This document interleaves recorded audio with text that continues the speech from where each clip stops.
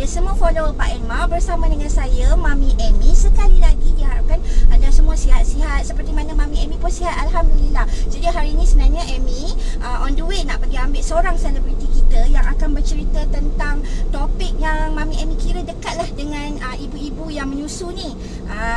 Of course, obviously, selebriti jemputan kita hari ini seorang ibu, seorang wanita. Tapi siapa dia? Kalau nak tahu, tunggu Okey, tadi kita dah WhatsApp dengan dia. Dia kata dia dah tunggu kita. So, kita ke depan sikit. Kita tunggu.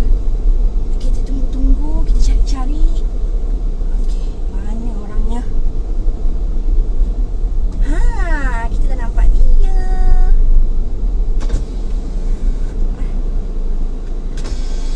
Okey, nak tahu siapa kan? Tak sabar kan? Jom. Tengok siapa yang kita.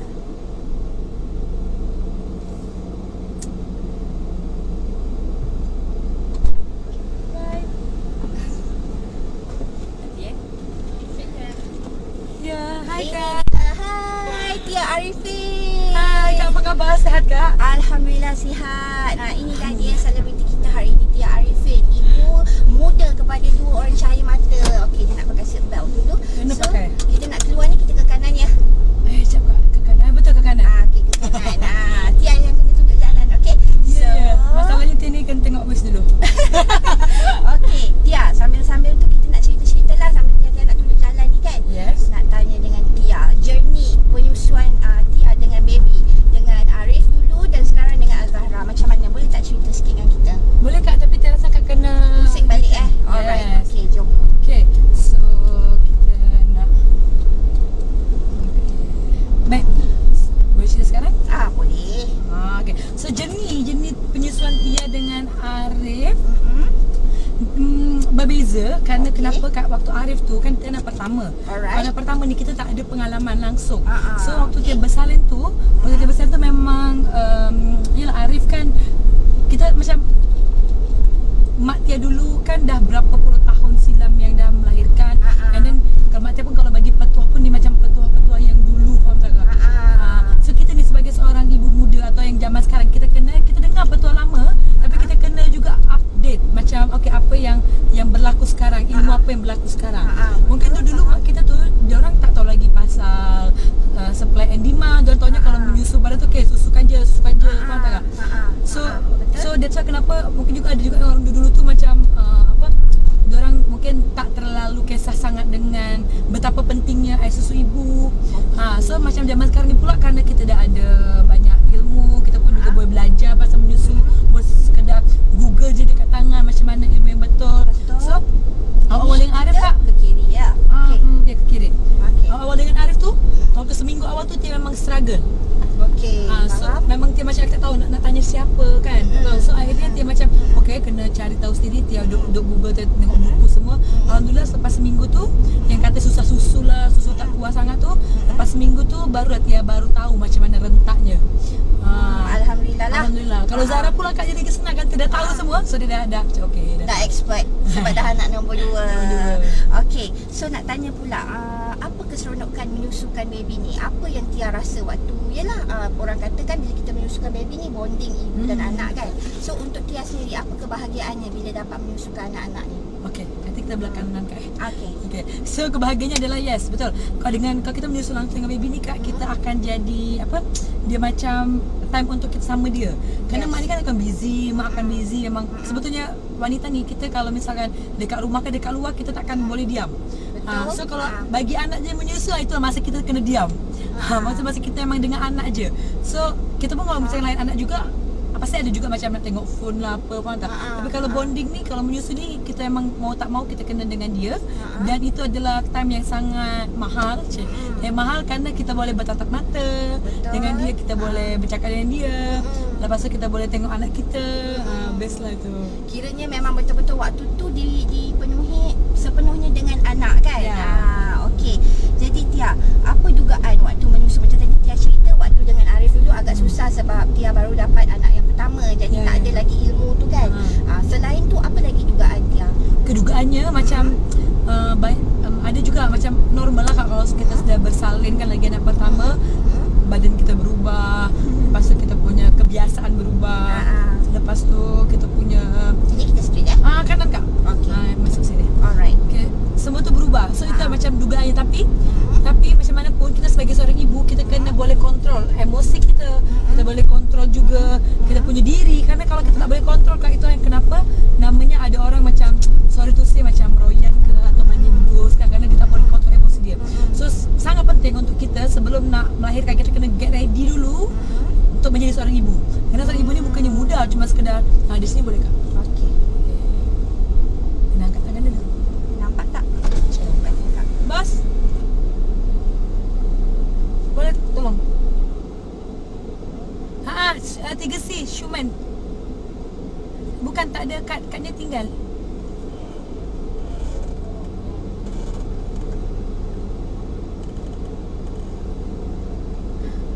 Inilah kenapa kalau kita tak dekat. Yalah. Jadi rumah lama kak. Thank you.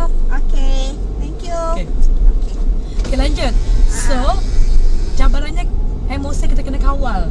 So, sangat penting sebagai seorang ibu baru atau ibu muda, kita kena boleh kawal emosi kita. Straight kak. Okay. Kita kena kawal emosi kita. Kita kena prepare. Prepare tu sangat penting sebelum besar nak apa dulu. Mungkin boleh bertanya kepada orang yang ada pengalaman, yang pakar tahu benda tu. So, kita boleh get ready. Tapi kalau kenapa banyak orang yang macam sorry tu say macam dia tak boleh kawal emosi lah orang ni apa, kerana sebetulnya dia terkejut. Dia kata ingatkan mudah punya anak ni, kata susahnya ni. Okay. Tapi kalau kita dah prepare, insya-Allah tak ada. Okay. Ni kita straight ke kiri? Straight kan? Alright. Okay. Jadi macam tadi Tia kata kena banyak belajar, kena bertanya dengan orang. Tapi akak sendiri percaya sokongan daripada husband tu juga penting. Oh ya. Okay, macam mana husband menyokong Tia selama perjalanan menyusukan ni? Sampai sekarang kan masih breastfeed lagi? Alhamdulillah. Okay. So sangat penting juga sokongan husband, kerana baby pertama jujur pula lurus dia. Macam Arif tu awal-awal tu Ashraf pun tak boleh nak beradaptasi dulu, kerana kat masa tu setelah dia dapat ilmu tu yang mana susu tu adalah supply and demand, semakin banyak demand semakin banyak supply. So di situ dia ada mula pump juga untuk banyakkan supply, kerana dia dah terlewat masa tu, dah terlambat seminggu tu, dah terlambat susu dia ni kan. So dia kena bagi demand banyak pumping, di mana pumping dia tu sehari kena 12 kali pump, setiap 2 jam dia kena bangun, even malam pun. Dan situ pun suami tu dengan suami, tapi kan alarm dia kena ada alarm kan. So suami kita ganggu kan, lagi-lagi suami esok tu kerja, and then dia punya pump pun dulu pun yang bunyi macam nyot kan, dia macam itu yang macam okay, kita bagi faham lah awal tu macam tak boleh terima lah kan. Kan sebab 2 jam bangun kan. Kenapa asyik bangun Ya, kan? so masa tu tak ada komunikasi awal tu, so jadi macam biasalah perselisihan cik. Dia macam okay, lepas tu okay, dia bagi tahu okay, B kalau breastfeeding ni kena ada sifat demand, dia jelaskan semula. So lepas tu dia baru mengerti. So sangat penting untuk kita komunikasi dengan suami. Kerana jadi lepas tu kak Ashraf memang dia dah tahu dah, dia dah faham, dan dia support dia berikan peti ais untuk tambah susu. Dan dia support juga okay, B kalau kita nak bunyi pump yang berbunyi noise, ni beli yang tak bunyi. Itu sebab suami tu penting Okey, so maknanya memang kita kena berkomunikasi lah dengan husband supaya dia boleh support kita. Sebab kadang-kadang orang lelaki ni dia tak tahu kan. Ya memang kat lelaki kalau tak bagi tahu memang tak tahu. Okey, jadi Tia, akak ada juga follow Tia kan. Tia siap buat account lagi dekat IG untuk berkongsi tentang ilmu-ilmu penyusuan ni. Apa yang membuatkan Tia terbuka hati untuk yalah buat macam ni, bantu ibu-ibu yang lain pula. Okey, so alhamdulillah juga selepas Arif tu kak, Arif tu juga lepas Arif menyusu, alhamdulillah Tia banyak susu badan juga, and then dah tahu dari ritmenya. Kakak boleh situ pun pusing dia pula. Okey. So Tia dah tahu ritmenya juga, and then situ pun Tia pun menggali lagi, belajar dengan NLC, National Lactation Center. Dia macam pertubuhan untuk, jadi semua orang kaunselor breastfeeding semua diorang akan belajar di situ di NLC. Untuk jadi kaunselor breastfeeding counselor ke breastfeeding peer counselor. So Tia pun belajar juga di sana. Tia belajar juga untuk lebih tahu lagi lah ilmunya. Tia juga alhamdulillah berkesempatan juga belajar dengan yang pakar lah dari Hospital Kuala Lumpur, dari NLC. So di situ juga Tia rasa macam okay, kerana Tia tak nak ibu-ibu muda lain pun mengalami benda yang sama dengan Tia masa dengan Arif dulu. Diorang tak tahu, kerana biasa kat ibu-ibu muda ni kak, dia bukan dia nak tanya tu segan. Mungkin dia tanya ke kita di hospital, masa kita nak bertanya masa menyusu di hospital saja. kan. okey. Ada nurse semua. Ha. Tapi cuba kalau kita balik ke rumah, macam nak tanya siapa tanya mak kita bukannya faham sangat pun masa menyusu, pasal menyusu. Sebab diorang cara diorang lah waktu Ha. muda-muda dulu. Tak 40 adalah konsep. tahun. Tak Yes. adalah macam konsep kita sekarang kan. Dia tak ilmu semua lah. So kita macam berfikir, okay, kalau misalkan macam dia berada di posisi macam tu. So that's why dia macam, okay, tak boleh ni, kasihan lah orang-orang ibu-ibu muda nanti yang macam nak tanya kat siapa, nak tengok siapa. Dan lagi kita ni ibu muda ni suka tengok kat Instagram, suka tengok Telegram, terus YouTube channel. So that's why lah alasan Tia nak buat satu Instagram group support namanya Instagram Kita Ibu Hebat. Dan juga Tia juga buat Telegram channel Tia, itu Tia Arifin. So di situ lah dia sama juga dekat grup Facebook juga Kita Ibu Hebat. So di situ Tia share semua pasal pengalaman Tia breastfeeding, and then apa masalah breastfeeding. So mereka nak tengok pun mereka boleh refer kepada sana. Dan juga lagi-lagi Tia ada juga belajar dengan pakarnya juga. Bukannya orang cakap pertama Kak Tia sesuai dengan Tia punya experience. Pertama Tia share, tapi sebetulnya Tia macam fikir, okay, sebetulnya kalau sesuai experience kita okay, tapi dia belum fasih. Cakap tu belum sesuai dengan facts. Okey, faham. So that's why Tia mau nak belajar. Itulah kenapa kalau Tia nak belajar ni, supaya Tia yang Tia share tu ada sesuai facts, dan juga Tia share dengan apa Tia punya pengalaman. Faham. Jadi bukanlah kata suka-suka je kan. Berlandaskan fakta juga. Okey Tia, sebelum soalan yang terakhir, kita nak main satu game. Game ni mudah je. Bila akak sebutkan perkataannya, Tia sambung. Contoh breastfeeding, seronok. Akak akan sebut breastfeeding dan Tia akan cakap seronok. Okey, so perkataan yang pertama, bahagia. Breastfeeding. Okey, anak-anak. Comel. Cinta. Kasih sayang. Susu. Banyak. Okey, bangun pagi. Gosok gigi. Keluarga. Keluarga bahagia. Suami. Suami penyayang. Masak. Sedap. Berdua. Ikut. Berdua ikut. Okey, last kali, Pak and Ma. Pak and Ma terbaik. Alright, thank you. Okey Tia, kita dah nak sampai dah ni. Last kali akak nak minta Tia untuk berikan nasihat kepada ibu-ibu muda yang sekarang tengah struggle menyusukan anak. Okey, boleh tak Tia bagi sikit kata semangat dan juga nasihat kepada mereka ni? Okey, so untuk ibu-ibu yang tengah mengandung atau ibu-ibu muda, so sangat penting untuk kalian tahu, atau kalian boleh prepare, lagi-lagi yang belum bersalin, prepare dulu. Cari tahu tentang ilmu-ilmu breastfeeding. Ilmu tu sangat penting untuk kita nak tahu semua. And then juga korang kena bertanya kepada yang pakar. Bertanya kepada yang pakar. Jangan bertanya asyik suka je nanti. Soalnya kebanyakan orang dia akan bagi sesuai dengan pengalaman dia. Tapi kita nak bertanya sesuai dengan facts dan fakta.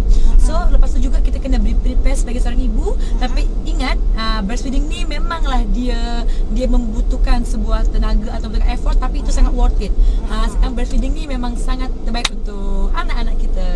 Okey, thank you Tia, kita pun dah sampai. Dah sampai. Alright, thank you tau sebab sudi sangat terima jemputan daripada Pak and Ma. Sama-sama. Okey, itu dia perkongsian daripada Tia. So kita harapkan apa yang Tia cakap dapat bagi semangat pada ibu-ibu muda yang sedang menyusukan anak, atau yang macam Tia cakap tadi yang tengah pregnant sekarang, boleh mula mengumpul ilmu dari sekarang. Kan? So kita jumpa lagi dalam segmen Borak Pak and Ma yang akan datang setiap hari Selasa jam 3 petang. Jangan lupa. So dengan siapa lagi Mami Amy akan bersiaran, kita tunggu. Okey, so Tia, bye-bye. See you, bye. Thank you, bye. Okay, thank Bye you. juga. Alright. Kita hantar Tia balik. Alright. So jangan lupa kita harapkan dapat membantu sedikit dengan perkongsian Tia ni tadi. Jadi kepada anda semua, macam Mami Amy pesan tadi, jangan lupa untuk teruskan menyokong segmen Borak Pak and Ma ni, kerana banyak lagi topik-topik menarik yang akan kita cover lepas ni, dan banyak lagi selebriti yang kita akan bersama dan korek rahsia-rahsia diorang ni. Jadi kalau nak tahu bersama dengan Mami Amy lagi di segmen Borak Pak and Ma, ingat setiap Selasa jam 3 petang. So Mami Amy gerak dulu, nanti kita jumpa lagi. Bye. Assalamualaikum.